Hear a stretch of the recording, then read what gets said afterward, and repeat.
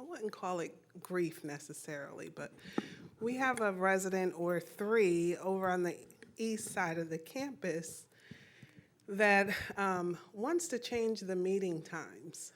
And instead of me giving her, I did give her a fast no.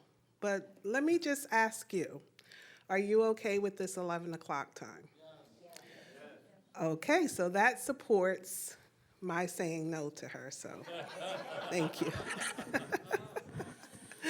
I can tell her that I did ask because she wanted to swap the times between East and West, and I told her that we were one campus and that she was more than welcome to come over here if the 9 a.m. slot didn't work for her over at East. So that said, we'd like to open up our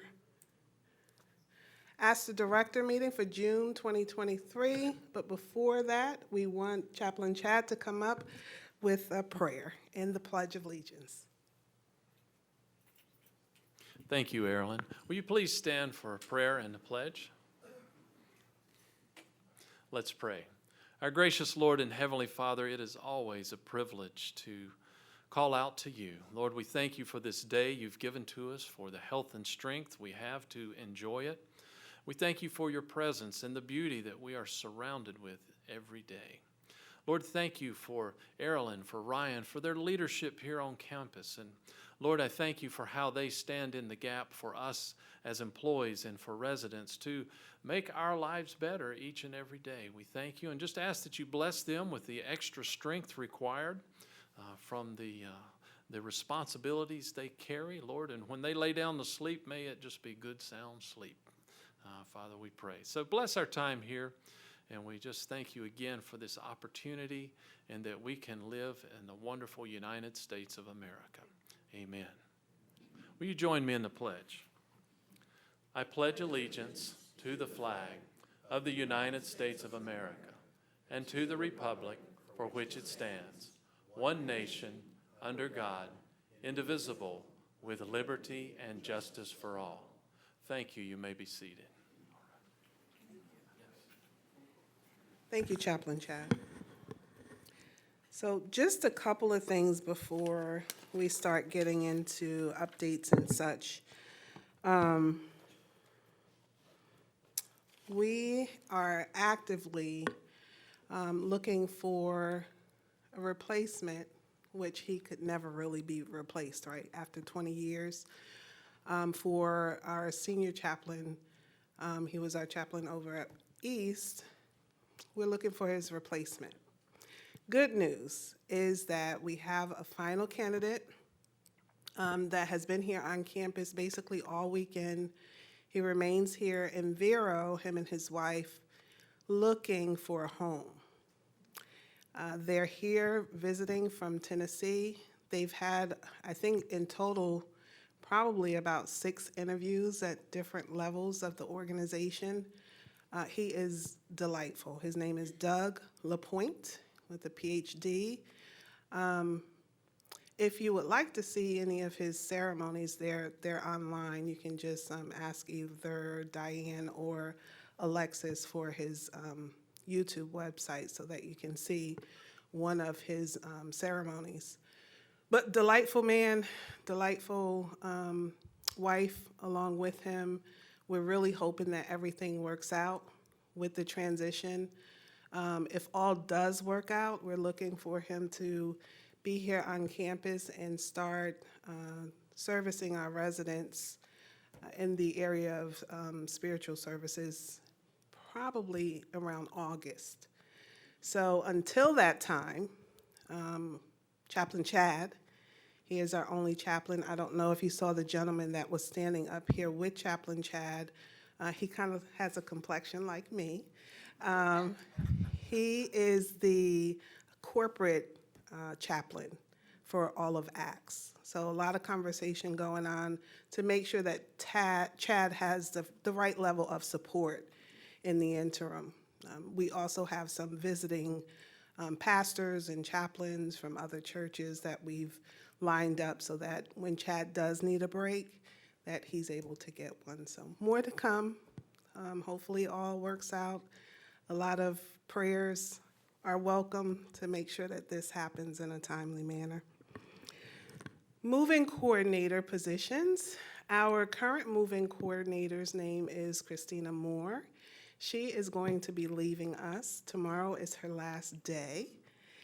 She's taken a position at a dentist's office, I believe, that's closer to her home. We will miss her tremendously. But I didn't tally. I didn't lag around in trying to find her a replacement. We do have someone going through the onboarding process as I'm speaking right now. She's going through that process. Her official start date will be this Thursday. And then once she's on board, I'll be sure to share her face and her background and some of her duties with you. We also have another interview today for an additional moving coordinator. Actually, it's the third interview. We like her. So providing that she can get through the onboarding process, that should go well. So those positions will be filled. We have a new wellness office nurse. Her name is Amy Lohr. And forgive me, I did not put her picture up. The picture that I had available to me was very grainy, and I did not want you to see that as her first impression. So we're looking to get a really nice picture of Amy so that we can post it in the areas over in the wellness office so that you can put a face with a name. Amy has over 20 years of experience as being a nurse. She will be working here with us every other weekend in the wellness offices throughout the campus, primarily at East, where she's needed the most at this time. She does hold a full-time position at VNA, so some of you may have already seen her in some capacity here on campus. We're very familiar with her. She's a hard worker. She's very kind, very, very pleasant, approachable, so we're really happy to have her join our team. And I'll speak to the elephant in the room, especially for those of you that frequent the east side of the campus that happen to know that we had two master woodworkers that built a beautiful bar. And I know that you're jealous because I've heard about it. Well, these two residents, Lou Paldi and Jay, oh my goodness, I forget his name. Anybody remember Jay's last name? Jay, master carpenters, built this phenomenal bar. The only involvement that I had in it was picking out the color of the bar and the pulls. But they did a wonderful job, exceeded any expectation that I had. I did have some concerns that it wouldn't look professional, and let me just tell you, if you haven't seen it, you probably need to go over and see it. That said, East donated their what's equivalent to a cart to West. Just a little bit of history about how that came about. They have a resident over at East that had this cart, and they would use the billiard room to serve cocktails at night before dinner, before, special occasions. He was committed to doing that. It made him extremely happy. We also had these two other residents that were willing to build this bar. The resident association funded the project. And if you were here the other day at the resident association meeting, I talked a little bit about the importance of those desirables that you have come through the support and services of New to You. So a lot of the money that they were able to spend on building the bar came from that funding. I just want to reiterate how important it is, and I think Jim spoke eloquently to it, how New to You efforts fund a lot of desirables on campus. So if you want this bar, the only thing that I ask is that it's tasteful, They sell some that are tastable that are very expensive in some instances. I don't know if Jay and Lou will, you know, extend their expertise to you. But I do know that we have several talented woodworkers here on the west side of the campus too. So if we can work together with the resident association, if you're agreeable, Chuck, then I am totally willing to do that. So you shouldn't be envious. I'm just sharing a pathway to possibly get what you desire.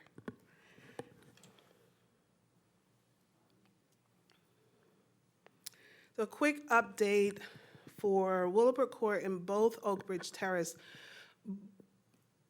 Both are still looking for volunteers, resident volunteers. I mean, before the pandemic, we touted over 100 resident volunteers, which included those that were providing personal one-on-one services to those residents either in Willowbrook Court or Oak Ridge Terrace, volunteering at the front desk on the weekends. I see some residents here that do that religiously. The front desk at West, numerous committees. So we are still asking if you can find it in your time and in your hearts to donate some time in these areas on campus. We greatly, greatly appreciate it. Maravay Salon is looking for a hairstylist and a pedicurist. The one that they had that been here many years providing services across the campus, both to Willowbrook Court and independent living residents. She's decided to move on, so if you know of anyone that might be interested, please let someone in the Maravay Salon know. As far as Willowbrook Court goes, they're approaching the end of their 15-month period for their annual survey. Surveyors come in between 9 and 15 months. That's the regulatory requirement, that they come in between 9 and 15 months of their last annual survey to do an additional survey, or their annual survey. It appears to me that they may be a little late. We rely on other skilled nursing facilities in the area to kind of gauge where they are, and we've not heard any rumblings about where they are, if they're close to coming here or not.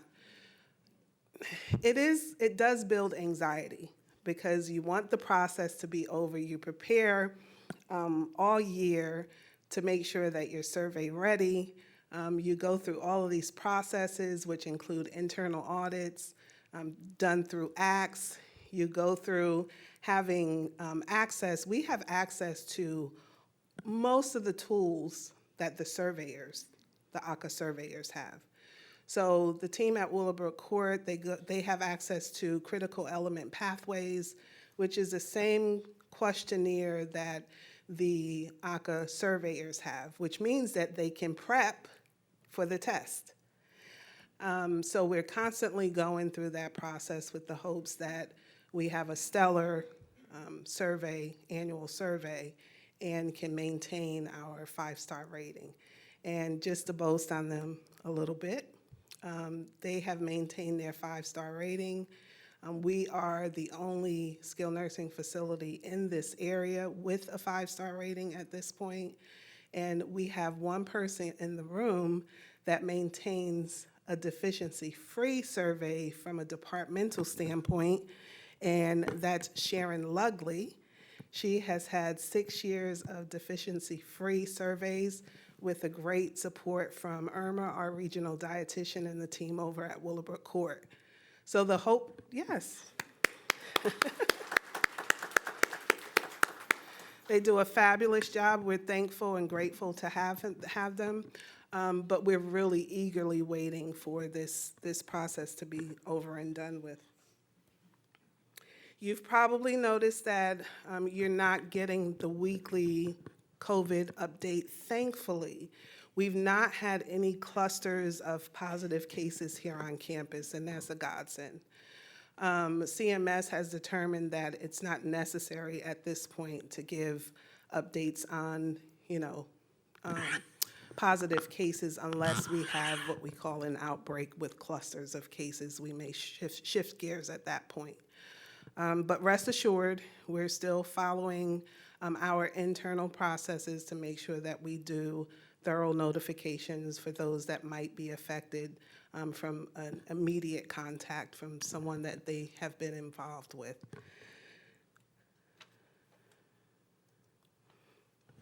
I'm sorry, but I have to talk about it. It is upon us, and can you believe, I know you can, 1 week, not even a full week into the season, we were, looking at one storm or possible storm to hit us, which was Arlene. Thankfully, it dissipated and we didn't have to worry about it. But it is projected for us to have a pretty average season, but as we all know, it only takes one. It only takes one really bad hurricane. We all witnessed what happened on the west coast of Florida last year at the end of the season, so we have to stand at the ready and make sure that we're prepared.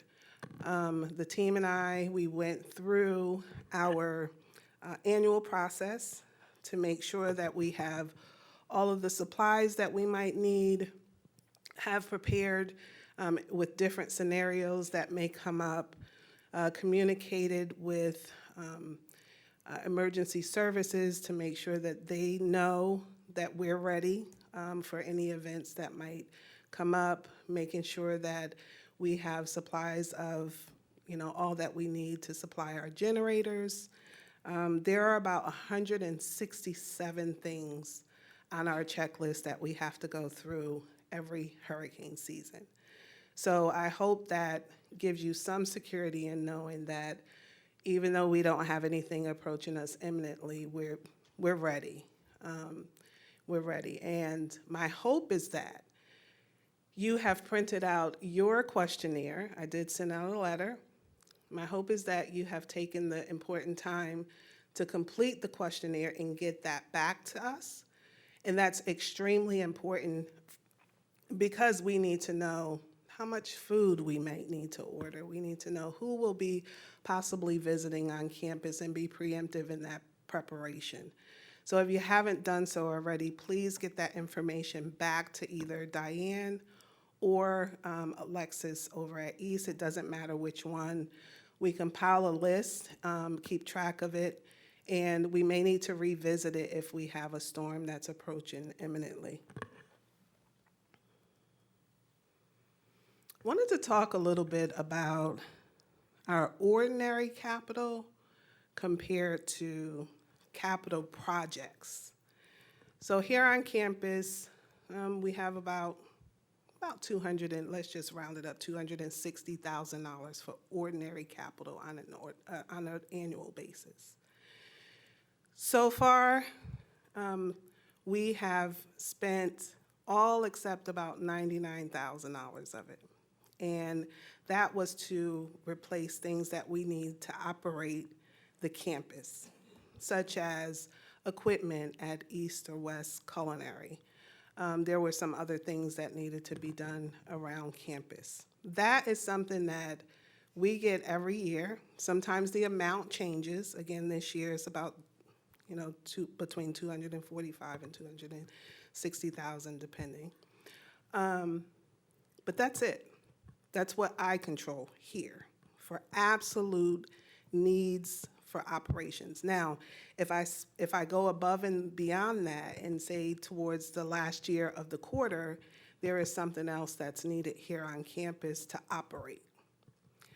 I knock on George's door and I say, I need some extra money. He has a pool of money that he manages across the other 5 communities. So how much it is, I don't know. I don't ask. I just ask for what it is that we need. And most of the time, he's able to give it to us. Mind you, he has a cap as well. But I did want to share about capital projects because there are some things that are desirables and there are some things that are necessities that don't necessarily meet the top priority in a given year. So just like you may have your personal budgets, if your refrigerator goes out, you have to buy one and replace it immediately. That would be out of our ordinary capital. However, if you have, I don't want to use anything too catastrophic, where it's beyond your normal budget. You know, you may have insurance to cover it, or children that may step in to help. But that's the instance that I'm talking about, capital projects. You may want to have a new kitchen, you know, but you don't have unlimited funds. We have about $15 million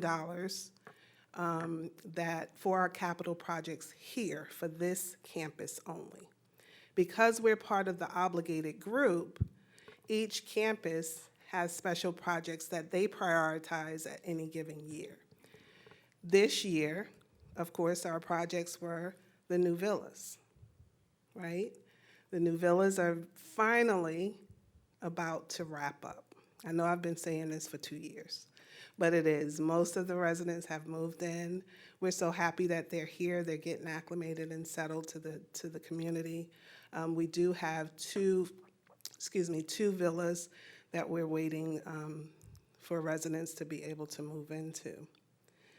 Among those capital projects are also flooring for Willowbrook Court. I know that some may not think that, you know, anything needs to be done in there because at first impression it does look well kept, and it is. But it's showing its skirt in some areas. After 12 years, you need to replace carpet and flooring, and that's rather expensive too. So this year, that rises to the level of a priority, not just because it's needed, but because it's under a regulatory realm too, and we need to do it. We can't wait. Roofs for F&I building is a priority. So that's coming to the tune of possibly, you know, $800,000. So that's a necessity that has, you know, separated itself, oil from water, that's rising. A and B corridor renovations. What we're doing right now is reviewing quotes from different vendors to see if it makes sense for them to manage the project or for us to manage the project. If we manage the project, we can save about $90,000 or so, which means that we'll act as the GC and sub the work out for the painters, the flooring and such. We're thinking that we may go that route. So we're at the end of that process right now, so hopefully that project can commence. We also have a need for, you know, walk-in freezers and such at East. So those are some of the things that are rising to top priority. Another thing that's a priority on our list is the repaving of the South Villas, the roundabout over there. That would not come out of our ordinary capital. It would come out of capital projects. So I hope that that clears up some things. But again, those desirables, with all that we have going on campus by way of need, we have to prioritize those things. So that's why New to You comes into play for some of the smaller items that, you know, that you may want. We have the longest day coming up. We have a beautiful basket in the administrative office that we're raffling off. All of that money will go towards the Alzheimer's, the National Alzheimer's Association. Wear Your Purple. The event will take place this next Wednesday, I believe, on June 21st. A walk will start at 8:30. Robin and her team will lead that walk. And then we also have a summer well-being fair that will take place in the East Multipurpose Room. And that starts at 10 a.m. and it'll run through noon.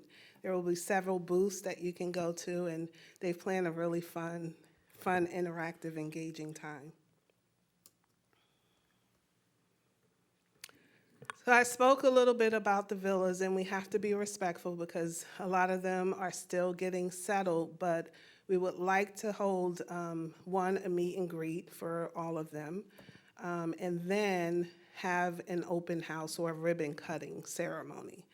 So we're looking at perhaps the end of the third quarter, beginning of the fourth quarter to be able to do that, but more information to come. Typically, when we have an open house, we invite some delegates, some legislators to come. Aaron and Representative Brackett, they were here yesterday. Of course, they would get invitations to come, our leadership for our resident association boards here on campus and some other people. But it's an opportunity for us to celebrate the completion of the project, and it will be this year. Updates, department updates. So Medicare Home Health, they are now official. They were giving away services for free to meet that criteria for full accreditation. Medicare Home Health, since they're now fully accredited, they will be able to both provide services to residents here on campus and receive reimbursement from Medicare for those services provided. So some of the things that they provide on campus, one, you have to have a physician certification to receive Medicare Home Health. So most of you have Medicare Part B or some semblance of that. Right now, our Medicare Home Health can only take Medicare Part B, Medicare primary services.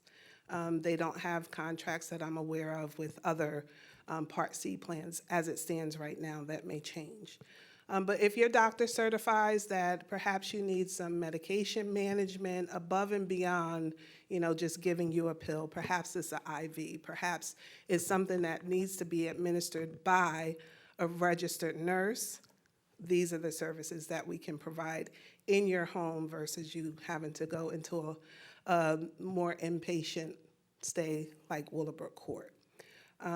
The team for Medicare Home Health, they will be having monthly informational presentations on a myriad of subjects, so more to come on that. A quick K-4 update. We have Darren in the room. He's been so wonderful. I know his transition wasn't as seamless as we thought. He does have some help now coming by the way of Isaiah that has transitioned to Medicare / IT assistance for Darren. In addition, we have Darren's counterpart, another IT analyst coming up from Boca to help with the final installation and some questions that he may have by way of infrastructure and IT. He'll be here later this week. So we have about 50 or so units to go to be able to install the K4 equipment. We'll, of course, test it. And if all goes well, we've been running it in the background and it seems to be working fine, but we want to make sure that it's fully tested before we go live. Of course, we'll communicate that to all of the residents here on campus.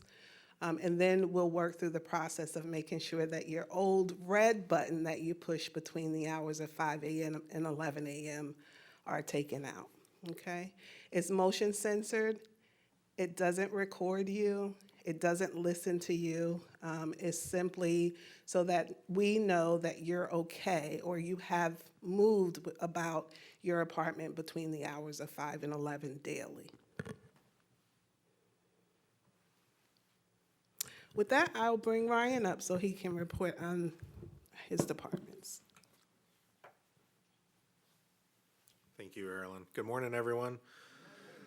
So we'll start with the departments that roll up under independent living. So with environmental services, I wanted to let everyone know that we do have one new floor tech going through the onboarding process at the moment. We still have a secondary position open for hire. We had extended an offer and that candidate did not accept the offer. But this position will replace Isaiah's, who, as Erilyn mentioned, transferred from environmental services over to maintenance and will also support information technology. We also have one new housekeeper going through the onboarding process. For your annual cleans within your residences, they started in A and they're currently in C building this month. For your exterior window cleanings, they are well on their way working through west side of the campus.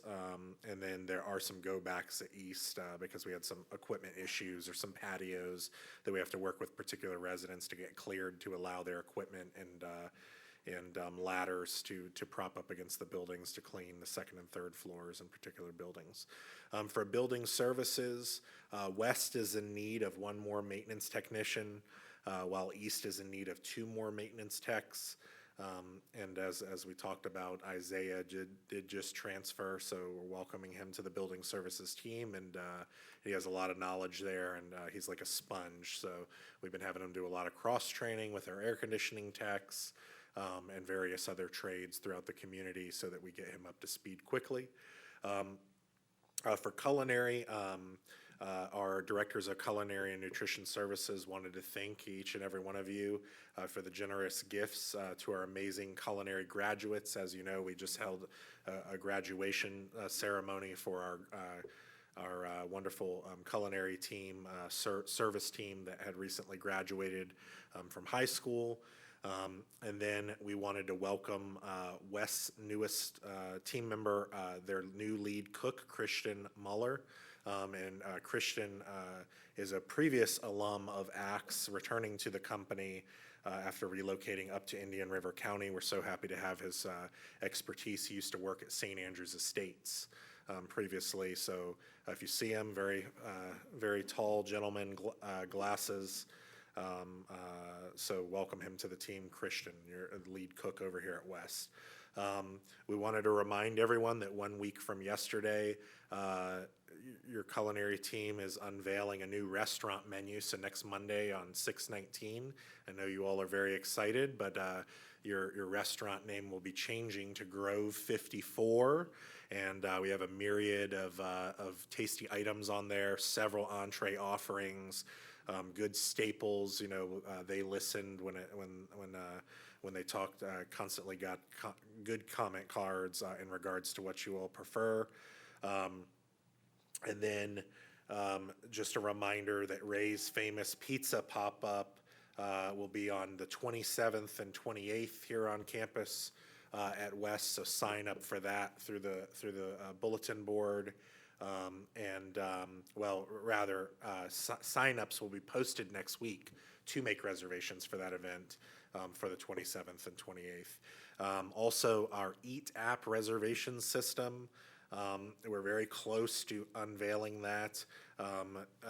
Particularly Tim Bearer and then his counterpart Jeff Tyler at East have been working with the respective culinary committees to identify people that are interested in smaller focus groups to test the widget, to test the app. It's really intuitive, you know, selecting the date, and then your desired, or the number of people in your party, and then available desired times will pop up. You select the time, any special notes or anything you can put in there, and then it sends you an email update, a reminder on your calendars if you want to, and then obviously if you need to change anything, it's very easy as well. And that'll help everyone involved, from you all through the resident experience to staffing appropriately each night in the restaurant. In security, we made a series of standard operating procedure changes. So now during the daytime, we have a roving patrol going throughout the community, so you'll see them present during the day hours. We're also going to implement a new vendor check-in system at the end of the month through the front gate in order to better control access into our community. And also our EMRs, our emergency responders that are part of our team, are getting scheduled. Some of them are actually going this upcoming Saturday for a recertification in AED, CPR, and first aid training. And then it's of concern and it's top of mind for everyone at Indian River Estates, but just so you know, as part of the growing concern for some of our neighbors and the opening of 7-Eleven after dark through the overnights, securities began an exterior patrol pulling out of the 74th Avenue residence exit, driving along 74th Avenue, going through 7-Eleven and re-entering the front throughout the night to patrol the bordering walls and fences that, and potential points of entry throughout the community through the nighttime. So that's huge and important, and we'll continue to do that. All right, in landscaping, we officially accepted a handover and are now maintaining the Orange Blossom Villas. For the mulching project that you all have been very patient with, we're about 90% complete about that. Primarily, there are areas east pertaining to the clubhouse and sections of C and D building that still require fresh mulch. And we've begun tree trimming around campus, and we'll complete our annual palm tree trims in the late summer. And then from a staffing perspective, they're still in need of one more landscaper. And then they recently resodded the front drive at the main gate, so you'll notice that there's no more barren areas out there. And we're also planning new summer seasonal plantings at all the gates and the clubhouses in the next couple of weeks. For physical plants, so that's all the areas that Jeff Arnold is responsible for. He's gearing up to begin repainting curbs and crosswalks around campus to enhance resident safety and helps emergency responders with keeping areas clear for first responders. So like yellow painted curbs, drop-off areas, striped areas, everything like that.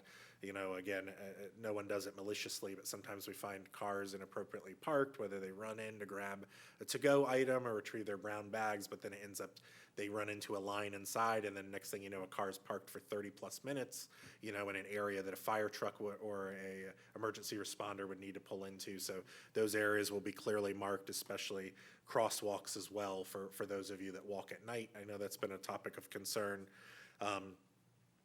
In our fitness department, we have just brought back chair yoga classes, so you'll see sign-ups in the near future for that. So please plan on attending that. I know it was something that residents had expressed bringing back, so Robin was working to do that.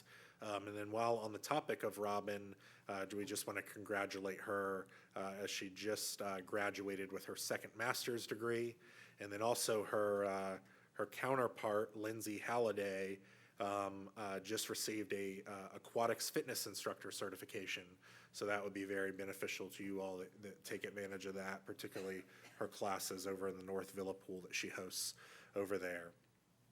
All right, moving on from department updates, we wanted to touch on the Chef's Table event. So Chef's Table event, for those of you all that haven't participated, will be available sporadically on the calendars, and you'll be able to sign up for it. It does require reservations, but this is an opportunity for our culinary leadership to showcase their talents, particularly our different sous chefs and lead cooks.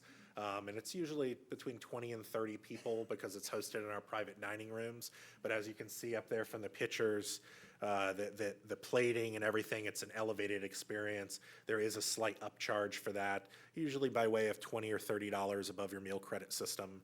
And again, reservations only, but you'll see that pop up through the remainder of the year. And as I touched on, the theme nights with the Ray's Pizza Night, that's something that's occurring now through November as well. Every month we'll have a different pop-up restaurant as well. So that way, even though the restaurant menu will be new and exciting for a while, that way there's no stagnation there. Although I don't know how you could be complacent when you have 28 entrees to choose from. So that's something that we're consciously doing. Obviously, we won't even talk about the pandemic, but that's in our rear view now. So we want to get back to fun, amazing, social settings where we can showcase our talents, receive feedback, and do more fun events for you all. All right, so everyone's aware of the resident satisfaction survey that you took last fall, and from that, it was very telling and eye-opening for Erilyn and I. And last month, thank you for all those that participated. We hosted a focus group session over here at West and at East. And what we did was we pulled commonalities based on the areas of opportunities identified for each department. And we're putting together plans of correction for those that'll have measurables and timelines associated with them. But I wanted to discuss based on departments what we did identify. So in environmental services, a concern was raised regarding the cleanliness of common areas during the focus groups. One of those common areas identified were pool cleanliness, and that continues to be on the forefront of your minds. So recently, through attrition, we lost our internal person that was maintaining the pools, so we hired a third-party company to maintain pool cleanliness, and we're also in process of pressure cleaning and deep cleaning the pool restrooms around campus, all 5 pools. So you'll see that those really come to life and transform within the next few weeks. For interior common areas, we're in process of hiring 2 floor techs, as I mentioned. One is currently going through, the other we're still in the interviewing phase. And that'll bring us to a total of 4 floor techs for campus. That'll address, carpet shampooing and treatment of stains. And for better oversight, we're beginning leadership walkthroughs at East and at West weekly to place work orders for completion and lay eyes community-wide in order to proactively attack concerns. That's walkthroughs myself in conjunction with our Director of Physical Plant, Directors of Building Service, Director of Environmental Services as a group, so that we can attack everywhere from common areas, from stairwells to egresses to hallways. And then in conjunction with that, independent of me, both the Directors of Environmental Services and the Directors of Building Services and their respective teams will be walking 1 space each at East and West, so 4 total inspections, 2 from your respective Directors of Building Services, 2 from the Leadership and Environmental Services, so 4 total inspections weekly to record observations for any particular area, like let's just say this West multipurpose room, to record anything from like carpet shampooing needed, touch-up painting needed, light bulbs, vent cleaning, things of that nature, so that we can be more proactive from that approach. So diving into culinary, there were several outlined concerns. Common and outlined concerns were obviously temperature of food at West. We are going to that new restaurant-style menu next Monday with cook to order, food prepared, which should alleviate some of this concern since we have freshly prepared food that isn't pre-prepped. And with new positions identified at both West and East, like dedicated food runners in the operation, the food ought to reach each table quickly, preventing it from sitting in a window or getting cool. And at both East and West, new equipment is being ordered to ensure plates stay hot, like plate warmers, new steam tables, etc. So as that equipment comes online, Tim will share through his food forums and transparently with the culinary committees. Right now, he's vying for a new dish machine, which is on the docket for replacement over here. And then quality of takeout service, both from the perspective of actual takeout and also from a brown bag perspective, was outlined as a common concern. And based on that, they revised their procedure and how they package the brown bags. It's more of an assembly line approach where when the ticket's printed out, a server owns that process start to finish, assembling all the ordered items into the bag, and then when it's completed, a leader supervisor is going to review that printed ticket to ensure the bag's accuracy. And then for actual takeout items, we'll ensure that all accompaniments such as dressings and to-go flatware provided. And just a friendly reminder that, in the interest of not being wasteful for brown bags, we don't provide to-go flatware, plastic flatware, because you're heading home to eat it anyway, and it would just be a huge waste from a paper product perspective and a huge expense when you talk about serving, 70% daily, throughout campus. And then for portions, we're ordering ladles and measuring cups to ensure consistent portioning for our to-go ordering in brown bags. Quality of service, obviously we need to improve there. Particularly here at West, we've hosted a series of several trainings with our service staff, incorporating role-playing into the training platform. We also recently held a tasting of the new menu at West in order to have our food production team explain each dish to the service staff, obviously so they can taste it, but so they can also understand the plating, what it's supposed to look like, and understand the ingredients of the dish to aid them in placing the order accurately. By addressing, whether it's temperature of meat, if you order medium rare versus well done, and accoutrements like mushrooms or other toppings, or, modifiers if they need to place notation of sauce on the side or anything like that. Their counterparts at East are eagerly awaiting the training platform, which will begin next month over there. Ultimately, the goal will be that through training that we have an increased standard of service provided throughout the campus, but also to better serve you as residents, to accommodate staffing levels required for that consistent service. So that way we can kind of universally send people to different areas of the operation if we have more reservations on the books over at East, or vice versa over here at West, sending servers over to each area of need so that they can better serve you all and we can have the appropriate amount of service staff. In addition to that, we identified that there was a common concern of culinary leadership being present in the restaurant. And not only being present, but they will make sure that they're helping the service staff so that the experience isn't delayed and requests can be met timely, such as refills of drinks, or if you had requested a dipping sauce or something along those lines. And then within administration, obviously it was identified that we need to communicate more proactively and transparently. One of the big things there is that you all, rightfully so, want to know of our wonderful new hires, which we're working with our human resources coordinator here on campus to publicly post any new hires we have around campus, so that way you can greet them and welcome them to our wonderful team. But in addition to that, our new residents, and while we've done some work,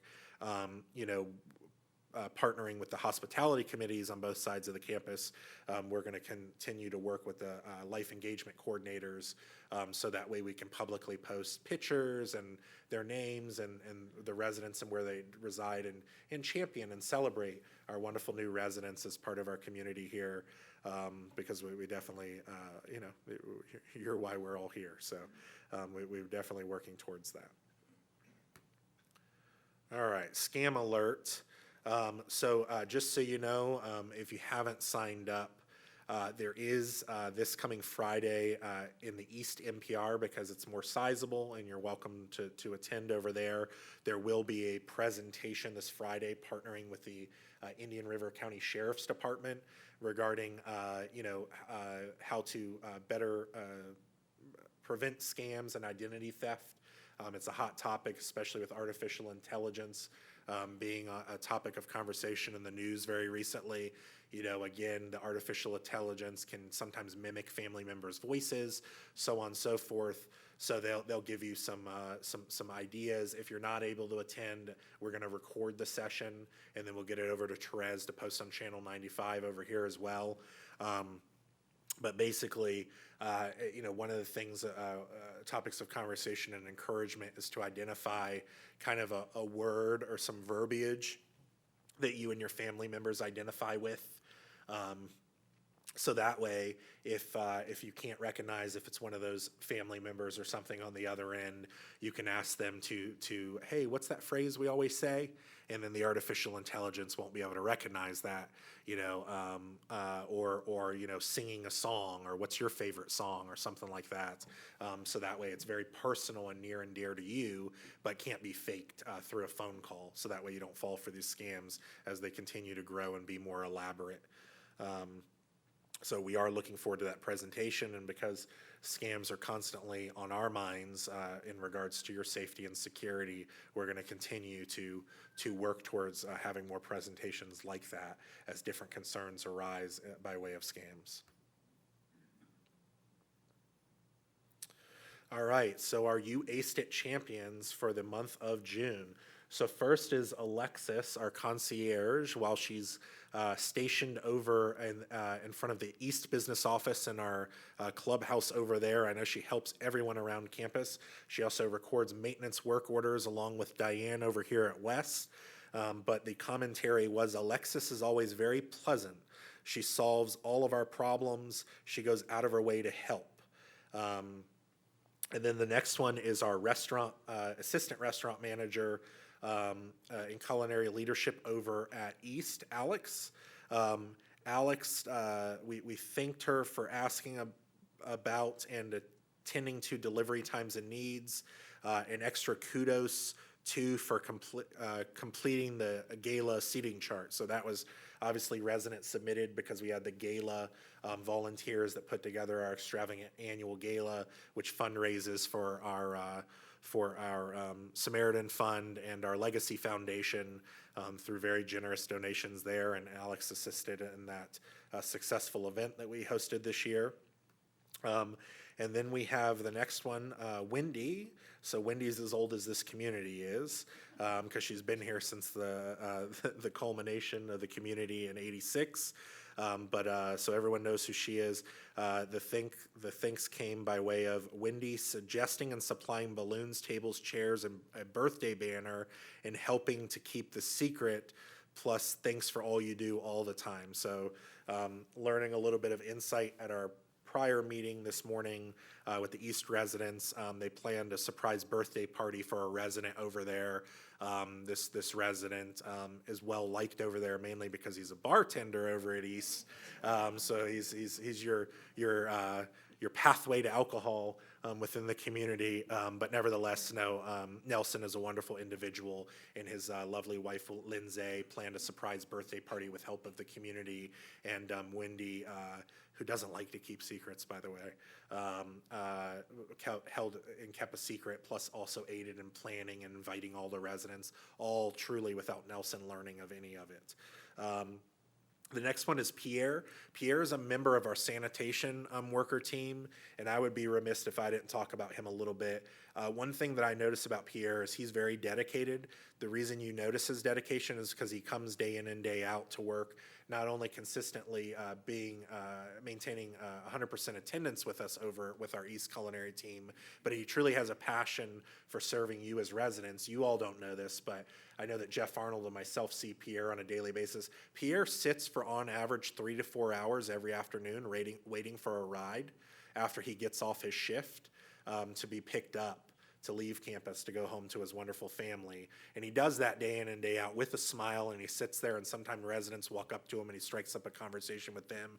But if he wasn't truly passionate about what he did, he wouldn't go through that struggle just to maintain a job here with us at Indian River Estates. So if you ever see him over there, he sits over there by the portico share at Oak Bridge Terrace. In the loop there where the benches are by the butterfly garden, please say hello to him. But Pierre was being recognized for being consistently awesome. He works behind the scenes and performs outstanding work all the time. He is kind, helps all of his coworkers and residents when needed. We are blessed to have Pierre, a hardworking, kind gentleman who is a consummate team player. And again, I can't say enough about that gentleman. All right, the next one is for Lindsay Halliday in fitness, who you all see a number of times throughout the week through her various classes. And this resident wrote, I was one of the athletes that traveled to Pensacola to participate in the Olympiacs. And Lindsay did an amazing job keeping us organized, corralled, and on time for our events. I can't say the same for our bus driver, as we got the scenic tour of Pensacola on the way on our initial night there. But nevertheless, I think Pensacola is beautiful as a result.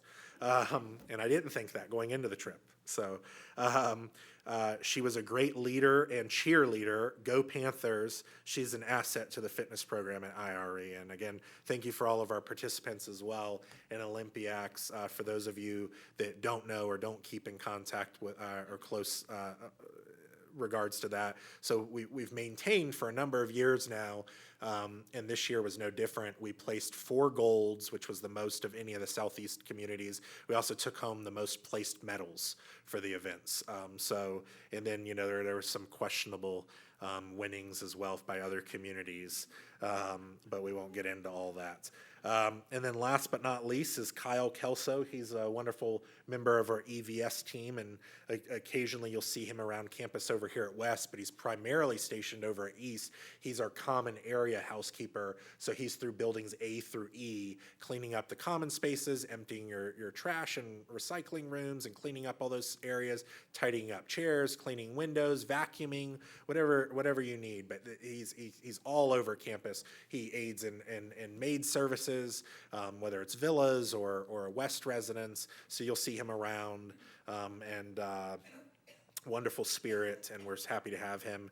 And the resident remarked that he removed everything from our recycling room on the 3rd floor. It looked the cleanest it had ever been since I moved here. So thank you, Kyle, for that tremendous effort and your continued support and work that you do every day here.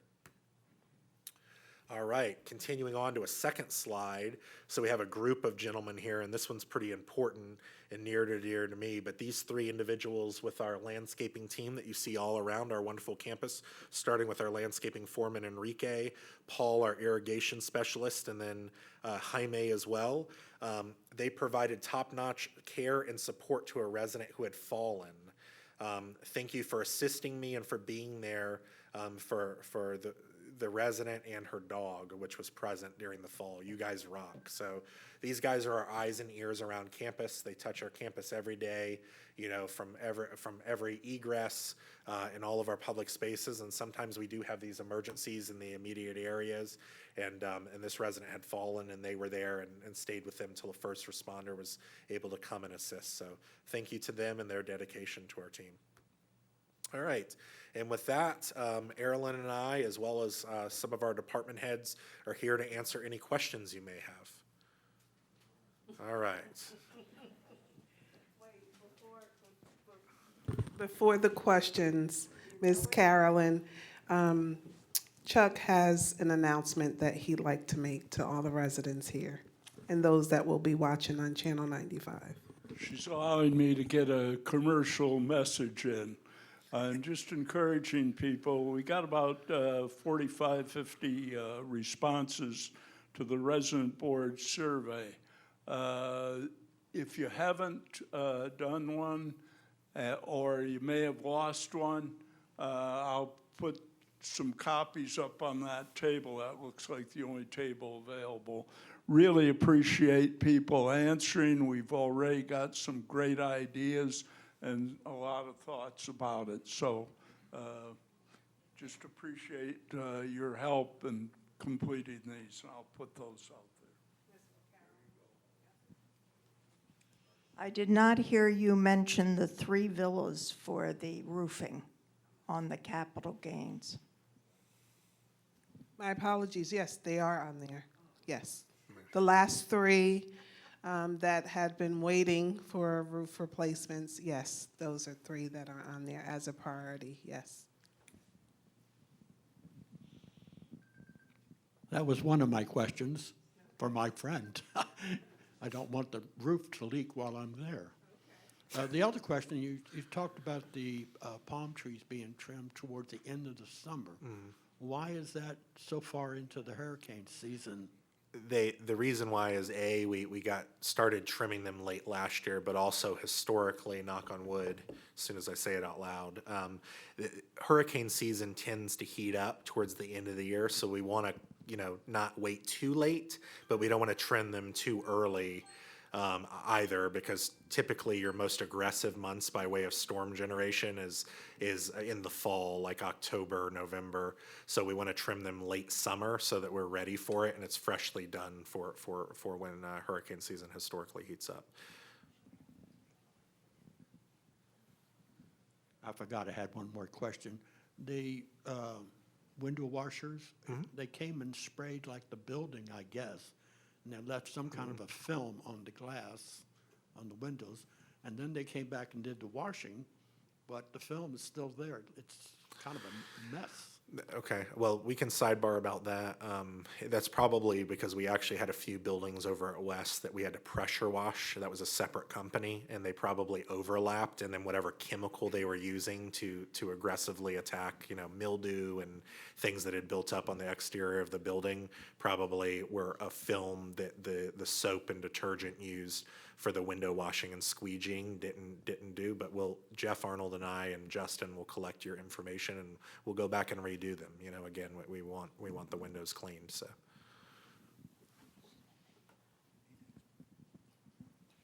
I have a couple of questions. One, you talked about having someone build a bar for over here.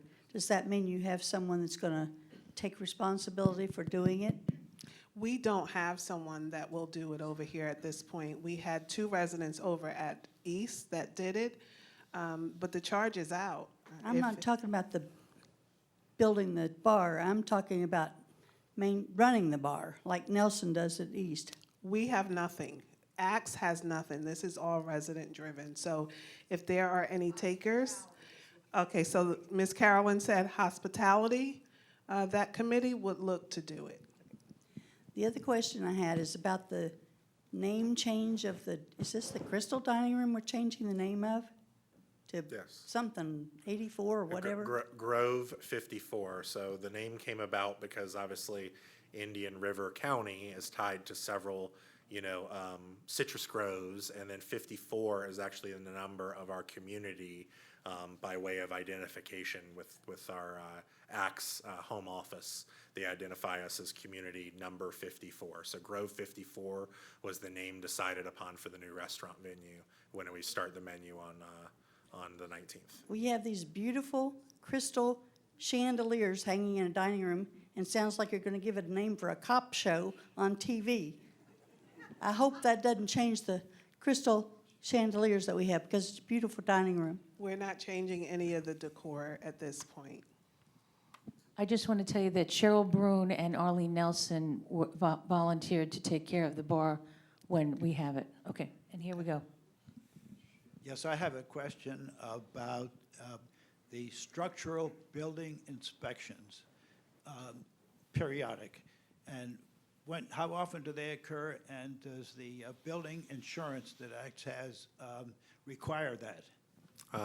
So to answer your question, when you say structural, when we talk about infrastructure, Axe does a community visit once a year, and they look at all of those things from rooftops to mechanical rooms, electrical rooms, and everything, and we identify, and that helps us build our robust 5-year CapEx. So that's done once a year, to answer that question. And then as far as our insurance, the Office of Insurance Regulation does require periodic inspections and everything, but they're not like an annual. It comes up from time to time, various things. Like, for example, this year we had to furnish around campus information to satisfy them in regards to hurricane impact windows around campus and what percentage each building had, and then a furnished plan on when we're going to continue the process and so on and so forth, if that answers your question. Oh, we have one more question. And then lunch. Starving. Do either one of you have, or anybody have, any influence with Google? Every time a delivery person, every time an Uber driver comes, they get sent to the 74th Street entrance, and then they can't get in. So to answer your question, I understand the process on how to potentially alleviate that concern. It's the first I'm hearing of it, to be honest, but we're, private property and everything, but Google has a platform that they call Google Managed Business Pages, and we can identify ourselves as the owner of the community, and then what we do is through that, there'll be a managed person, probably Erilyn, because of her longevity and seniority here, but we can tie her cell phone and email address to that account. Which I will not do. But what we can do is we can geotag and pinpoint our main entrance. And then by moving that geotag, it will influence various GPS platforms, whether it's Apple Maps, Google Maps, Waze, everything like that, by which they use similar technology for that. So Yeah, I've absolutely. I've never heard the concern for us here, but through my experience, I've had to do that in other areas of my prior career. So Yeah. I can own that process to get that fixed for us. It is, I will say that it's not an overnight process. It will take a series of months, but once we change that geo tag, then it will benefit us, because slowly but surely all of those various GPS systems will update however their recurring updates take place. Yeah, you're welcome. This Hi, is Miss not a Judy. question, but a comment. At the East Multipurpose Room, there are cobwebs on the doors as you exit, not a door like this, but one going to the outside. If you could see that someone gets those cleaned up, because they've been there for months and months and months, I'm talking about a year maybe, they've been there and they're just not getting cleaned inside. Well, we need to find a spider too. So Well, I haven't seen a spider, but I've seen plenty of cobwebs. cobwebs come from probably spiders too, but yeah, we can look into it. Yes, Mr. Ship. On the weekends, Amazon and sometimes the postal will deliver packages to West. The West office is locked, so the packages are left at the front desk. Can we have a procedure for the front gate to direct them to East, where it is, the office is open, I guess?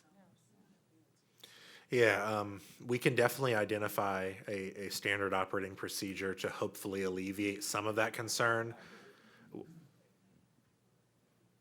Yeah, and then by way of the security gate directing into there, what I will say is that, it's, once they get through the gate, whether they actually go to the east lobby, we can't guide them from there. I'd love to have everyone come through the gate and give them a guided tour.